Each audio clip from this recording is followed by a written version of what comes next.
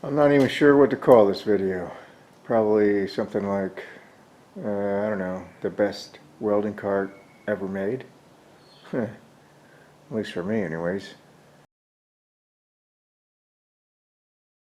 So I got a lot of crap cluttering up here in the garage, and I need to make a rack or a station for a lot of the stuff, like this welder here, stick welder, and there's a MIG welder, but I use it for flux core only, and torches there that I cut with, or I mean heat stuff up with. I don't really cut with it, but that's something else, do something else. So I got a lot of aluminum crap that I get from work that I have some ideas with, but also I got this welder, or this TIG welder, and this plasma cutter in a bottle. I want to put it all on one cart and have it so it's on wheels, like everything's on wheels here, just, you know, because you need to move it out, but as you can see, it's taking up a lot of space.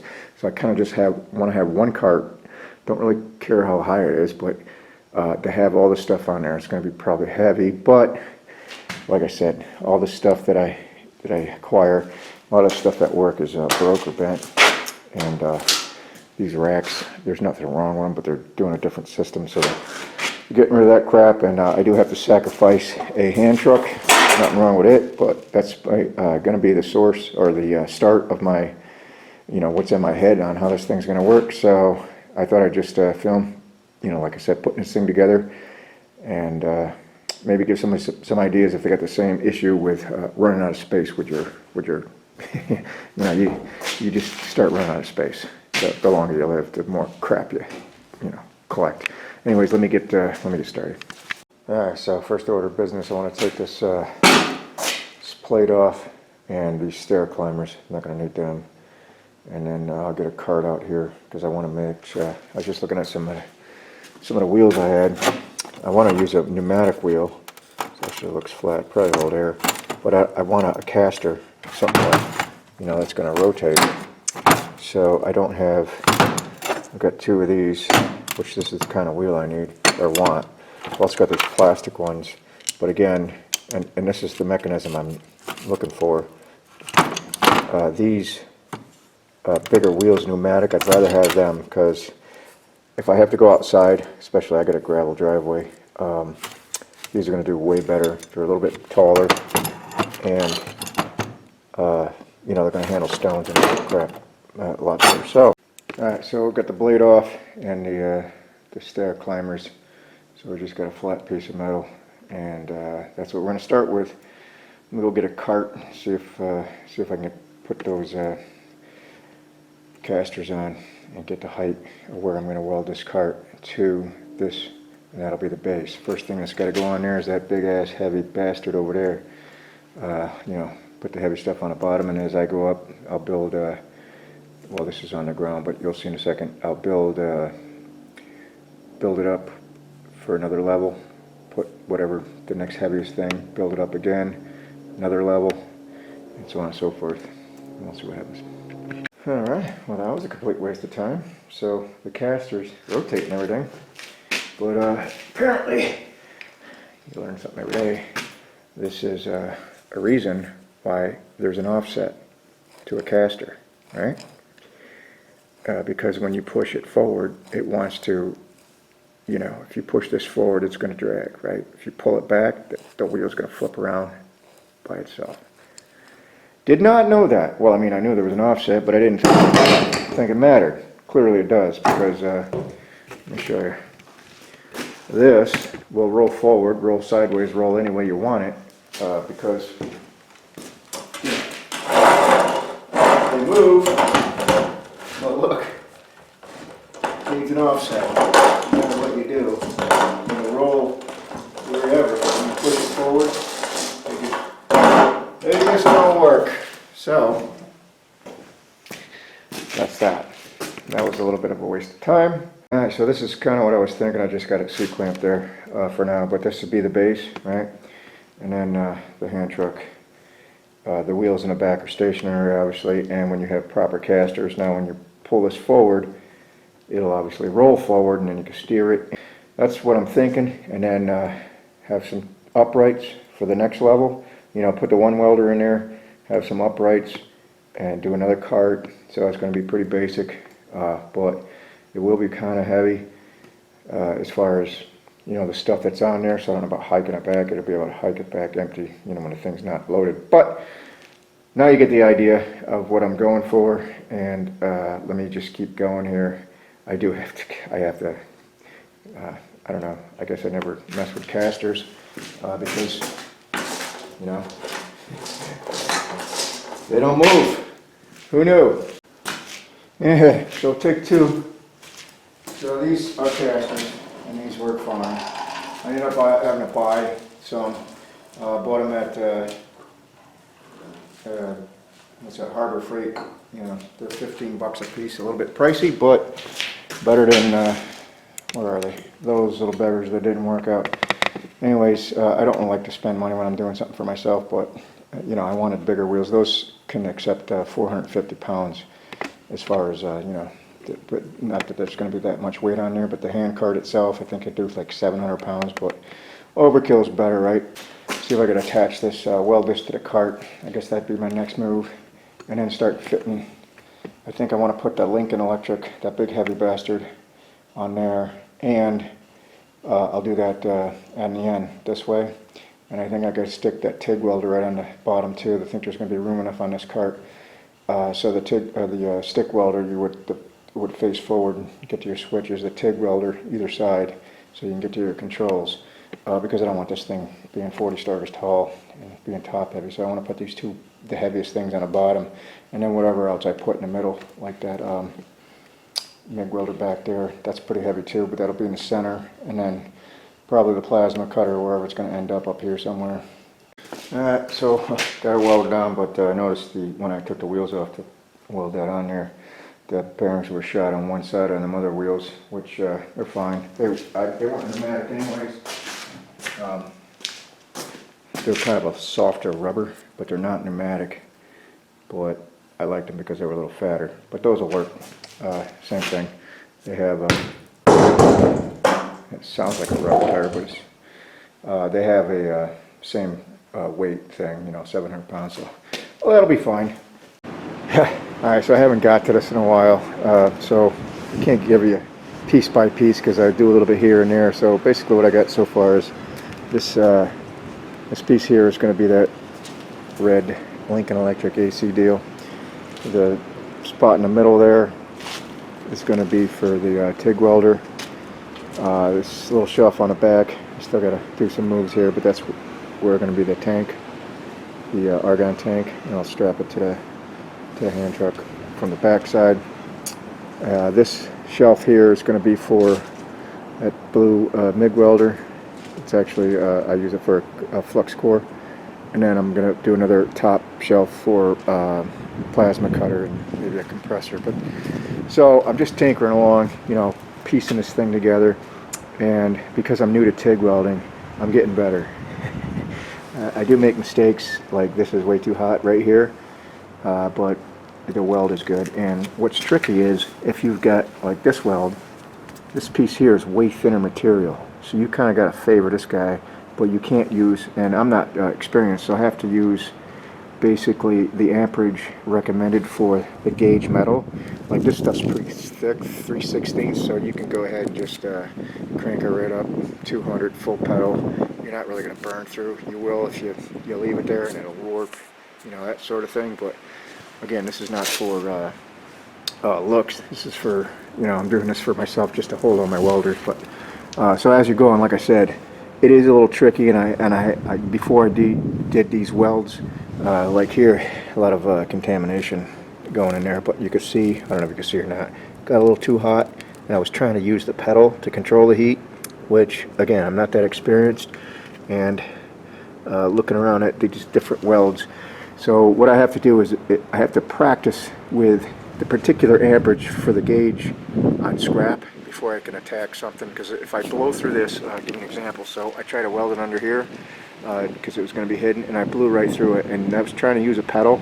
I'm not that experienced yet. So that being said, once you practice, this is a very good weld here, because like I said, this is way thicker. This is 3/16. This is I forgot what what this tube is, but it's way thinner walled. So there is a little bit of art to it, but the more you practice, the better you get. So I'm just going to continue just making like this piece over here. I've got to add a support here, and that'll support the second shelf. And I'm probably going to do, I don't know, I haven't decided yet. I'm just piecing it together as I go. But like I said, some of these welds are ugly.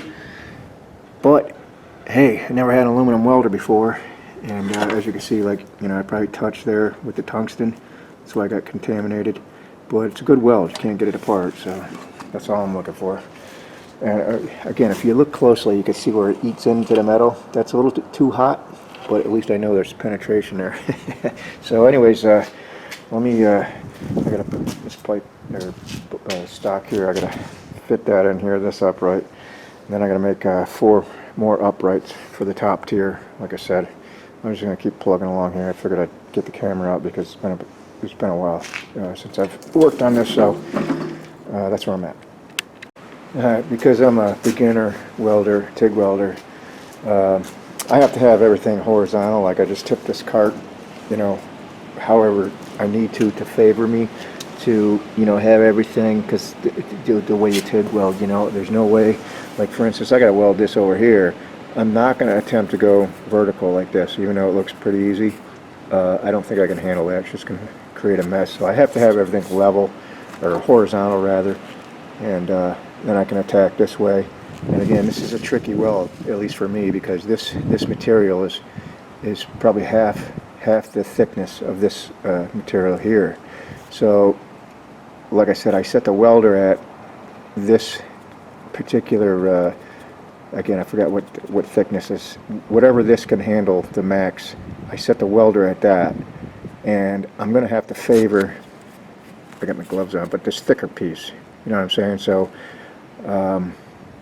Because otherwise, if I'm just not that experienced, so I'm going to have to favor the top piece and get that pool, get the puddle going, and I can watch it, and then I'll dip it, the tungsten more down towards the thinner stuff.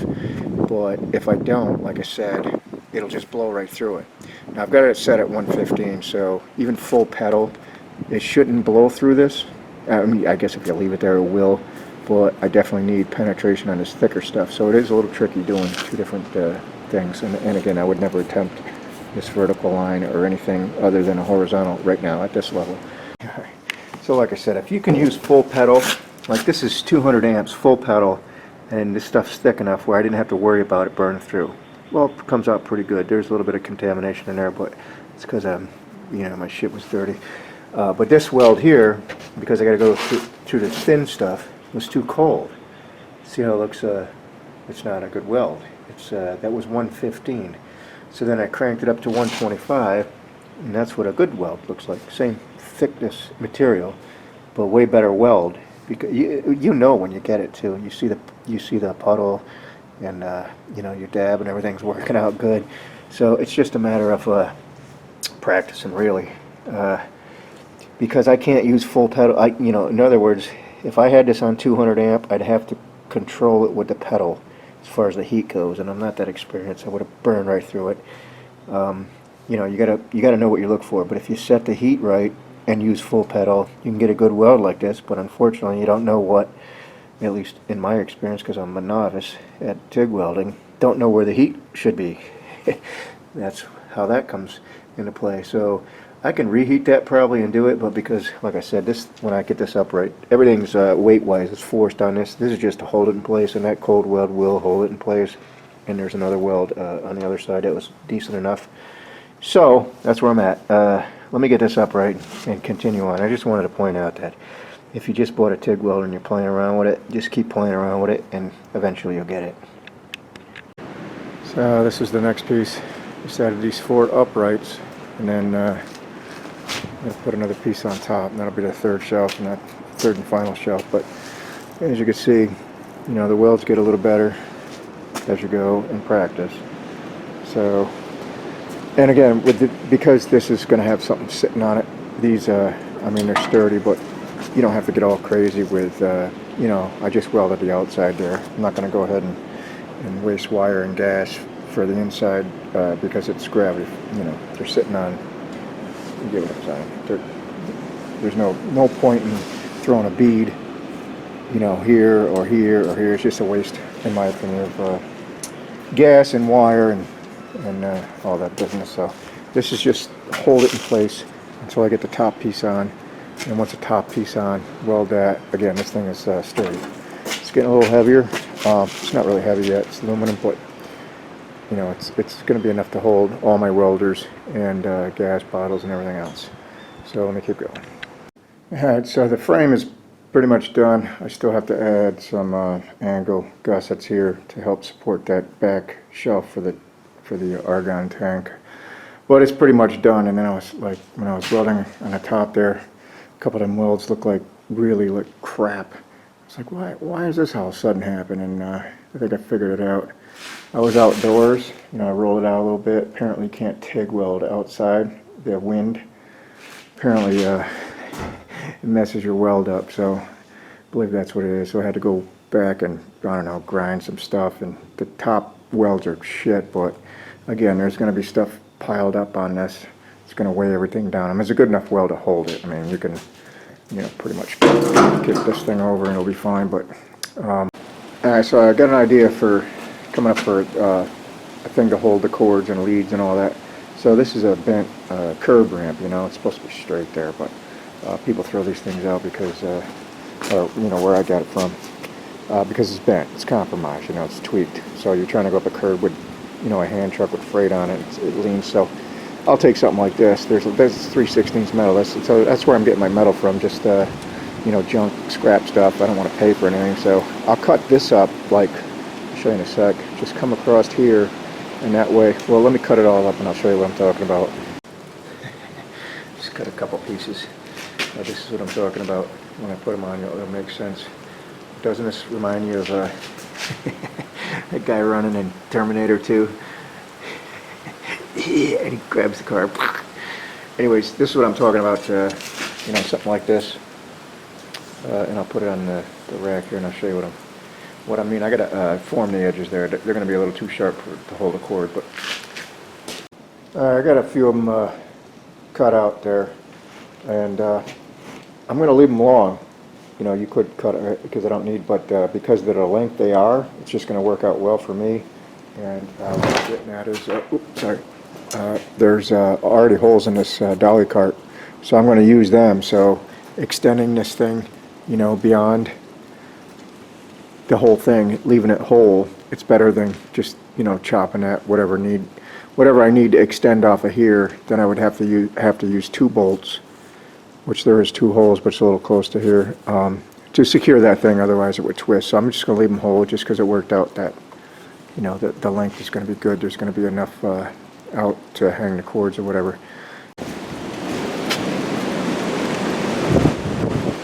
They call that a widowmaker. A branch ready to fall off there. It's been there for years. I keep avoiding that tree because if that thing hits you from that height, you're dead. Widowmaker. Man, it is windy out. Oh, I think just something just fell. You hear that? Shh. Well, of course I walked out here and now it's kind of calmed down, but it was just the wind was so bad just a second ago. I was like looking to get in the pit there. Scared. Okie dokie, Smokey. So I've only had a couple hours today to do what I got to do, but so basically 3, 4, 5, 10 cord holders, and like I said, I just extended everything across, you know, so it's going to hold a cord, obviously. Probably can hold a person, but it's not going to bend. It's not going to do anything. So the three, I couldn't do the 3 down here because, you know, my stanchion here, because I went underneath. But anyways, those are cord holders, and what's left?